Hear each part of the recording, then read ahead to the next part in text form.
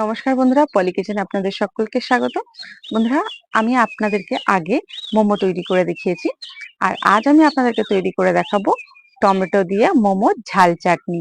খুবই ইজি একটি রেসিপি এবং খুব অল্প সময়ে তৈরি হয়ে যায়। রেসিপিটা সম্পূর্ণ দেখুন, আশা করি আপনাদের ভালো লাগবে। আর রেসিপিটা দেখে যদি ভালো লাগে অবশ্যই লাইক কমেন্ট শেয়ার করতে ভুলবেন না।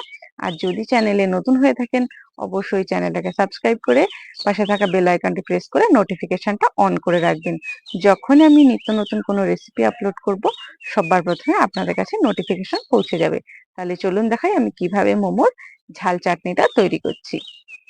মোমোর ঝাল চাটনি বানানোর জন্য দেখুন এখানে আমি 5টা একেবারে পাকা টমেটো নিয়ে নিয়েছি, আর টমেটোগুলোকে ভালোভাবে ধুয়ে নিয়েছি। আর দেখুন এর ভিতরে আমি দিয়ে দিচ্ছি দুটো এমনি ঝাল লঙ্কা। এটা চাটনিটা ঝাল হয় তার জন্য আমি এখানে ঝাল লঙ্কা নিয়েছি। আপনারা চাইলে কয়েকটা কাশ্মীরি লঙ্কাও নিয়ে নিতে পারেন। এখানে 4টে নিয়ে নিয়েছি রসুন। আর দেখুন এই এক টুকরো আদা আমি এতে দিয়ে এটা ভালোভাবে সিদ্ধ করে নেব। আমি এটাকে 2 টুকরো করে দেব। টমেটোগুলোকে 2 টুকরো করেই তারপরে আমি দেব সিদ্ধ বসাতে। টমেটোগুলো কিন্তু আমি 2 ফাঁক করে নিয়েছি। এবার টমেটোগুলো সিদ্ধ হয়ে গেলে আমি এর ওপরের খোসাটা তুলে নেব। এবার টমেটোটাকে আমি সিদ্ধ বসাবো। দেখুন টমেটোগুলো কিন্তু আমি সিদ্ধ বসিয়ে দিয়েছি, আর টমেটোগুলো ভালোভাবে সিদ্ধ হয়ে গেছে। আর এখানে কিন্তু অনেকটাই পরিমাণে জল আছে, তার জন্য এটা আমি আরো 2 থেকে 3 মিনিট ভালোভাবে ফুটিয়ে নেব। আর এখানে কিন্তু আদা রসুন আর শুকনো লঙ্কাটাও সিদ্ধ হয়ে গেছে। এবার আমি এই নামিয়ে নিয়েছি। এবার আস্তে আস্তে হাত দিয়ে এই বা চিমটি দিয়ে এই খোসাগুলো সম্পূর্ণ ছাড়িয়ে নিতে হবে। দেখুন এখানে আমি সম্পূর্ণ টমেটোর খোসাগুলো ছাড়িয়ে নিয়েছি। আর আদা রসুনটা দেখতে পাচ্ছেন একেবারে কিন্তু সিদ্ধ হয়ে গেছে। এবার এটা আমি একটা মিক্সিং বোলের ভিতরে দিয়ে দেব। সমস্ত একটু হালকা ঠান্ডা হয়ে এলে মিক্সিং বোলের ভিতরে দিয়ে ভালোভাবে মেশিনে দিয়ে এটা মিক্সড করে নেব। তারপর এখানে আমি একটা কড়াই নিয়ে নিয়েছি, আর কড়াইতে দিয়ে দিয়েছি সরিষার তেল। আপনারা চাইলে সরিষার তেলের পরিবর্তে এখানে সাদা তেল বা অলিভ অয়েল ব্যবহার করতে পারেন। এবারে আমি এতে দিয়ে দিয়েছি গ্রেট করে রাখা 1 চামচ মতো রসুন। এবারে দিয়ে দেবো গ্রেট করে রাখা আদা। রসুনটা আমি একটু ভালোভাবে তেলের সাথে মিশিয়ে নেব। এরপরে দিয়ে দেবো আদা। আদাটা দেওয়ার পরে সমস্ত উপকরণ আবার একটু ভালোভাবে মিশিয়ে নেব। আর আদা আর রসুনটা একটু ভালোভাবে ভাজা হয়ে গেলে যে টমেটোর পেস্টটা আমি তৈরি করে রেখেছিলাম সেই টমেটোর পেস্টটা আমি এর ভিতরে দিয়ে দেবো।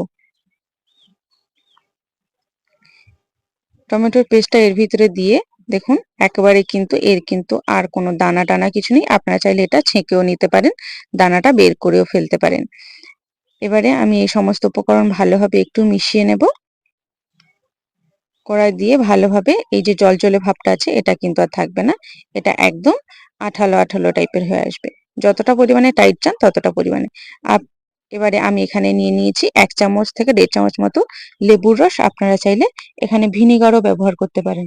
দেখুন এই লেবুর রসটা আমি এতে সম্পূর্ণ দিয়ে দিলাম। এরপরে দিয়ে দেবো 1 চামচ সয়া সস। কালারের জন্যই দিচ্ছি এখানে আমি সয়া সসটা, একটু কালচে টাইপের হবে। তাতে কিন্তু দেখতেও সুন্দর হবে আর খেতেও সুন্দর হবে। এবারে দিয়ে আমি ভালোভাবে এটা মিশিয়ে নেব। দেখলেন খুব অল্প সময়েই বাড়িতে কিন্তু এটা তৈরি করা যায়। এবারে দিয়ে দেবো টেস্টের জন্য লবণ। একদম পরিমাণ মতো লবণ দিতে হবে। আমি 5টা টমেটো নিয়েছি, ঠিক 5টা টমেটোর পরিমাণেই আমি দিয়ে দিলাম লবণ। আর সয়া সসে অলরেডি লবণ থাকে, তাহলে লবণটা যখন দেবেন একটু দেখে দেবেন। লবণটা দেওয়ার পর ভালোভাবে একটু মিশিয়ে নিতে হবে। দেখতে পাচ্ছেন বেশ ভালোই কিন্তু গাঢ়ত্ব হয়ে এসছে, আর বেশ টাইটও হয়ে গেছে। এটাকে আরো কিছু সময় নাড়িয়ে নেব। আর তার আগে এতে দিয়ে দেবো 1 চামচ মতো চিনি। চিনি আর লবণটা একটু ভালোভাবে আবার মিশিয়ে নেব। আর চিনিটা দিলে কিন্তু এর টেস্টটা আরো সুন্দর হয়।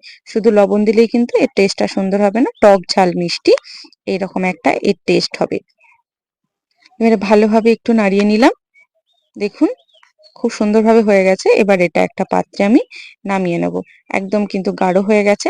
একদম দোকানে যেভাবে দেয় ঠিক কিন্তু সেই রকমই এটা তৈরি হয়ে গেছে। একটা পাত্রে আমি নামিয়ে নিয়েছি। দেখে বুঝতে পারছেন ঠিক কতটা সুন্দর হয়েছে। এইভাবে কিন্তু বাড়িতে মোমো বানিয়ে আর মোমোর চাটনিটাও বাড়িতে ঝটপট বানিয়ে ফেলবেন, দেখবেন খেতে কিন্তু অসাধারণ লাগে। এবারে আমি এটা মোমোর সাথে পরিবেশন করব। দেখুন দেখে বুঝতে পারছেন চাটনিটা ঠিক কতটা সুন্দর হয়েছে।